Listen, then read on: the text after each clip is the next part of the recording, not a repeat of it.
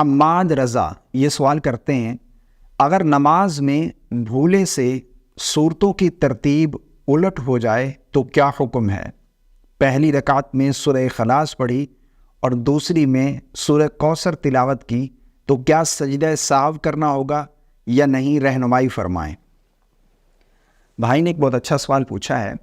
دیکھیں، نماز میں صورتوں کی ترتیب یہ لازم ہے، ٹھیک ہے نا؟ یعنی ترتیب کے ساتھ قرآن مجید پڑھا جائے۔ پہلی رکعت میں جو سورت آپ تلاوت کرتے ہیں، دوسری رکعت میں اس سے اگلی سورہ آپ تلاوت کریں گے، ٹھیک ہے نا؟ لیکن الٹا قرآن پڑھنا، اس کی دو صورتیں ہیں۔ نمبر ایک پر تو اگر بھولے سے اس طرح ہو گیا، یعنی پہلی رکعت میں جو سورت تلاوت کی، دوسری رکعت میں بھول کر اس سے پہلے والی سورت جو ہے وہ آپ نے تلاوت کر لی ہے، ٹھیک ہے نا؟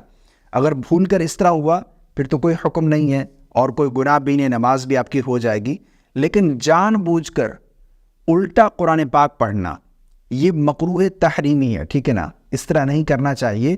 اور اگر جان بوجھ کر بھی کوئی اس طرح کرتا ہے، یعنی اسے پتہ ہے کہ یہ میں جو سورت تلاوت کرتا ہوں، جو پہلی رکعت میں تلاوت کر چکا ہوں، یہ اس سے پہلے والی سورت ہے، یعنی الٹا قرآن پڑھ رہا ہوں، تو نماز اس کی پھر بھی ہو جائے گی۔ ایسا نہیں ہے کہ کوئی سجدہ سہو کرنے کی صورت واقع ہوگی، ایسا بالکل نہیں ہے۔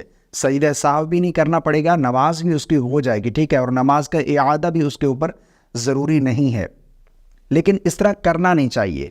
اور حدیث پاک میں وعید بھی ہے کہ جو الٹا قرآن پڑھتے ہیں ان کا دل نہ الٹ دیا جائے، تو اس طرح نہیں کرنا چاہیے۔ لیکن بھولے سے اگر آپ کو اس طرح سورت تلاوت کرتے ہیں تو جو سورت آپ شروع کر چکے ہیں اب اس کو چھوڑنے کی اجازت نہیں ہے، اب اسی کو ہی پڑھیں، کوئی حرج نہیں ہے اور کوئی گناہ بھی نہیں ہے۔ مجھے امید ہے آپ کو میری بات سمجھ آ گئی ہوگی۔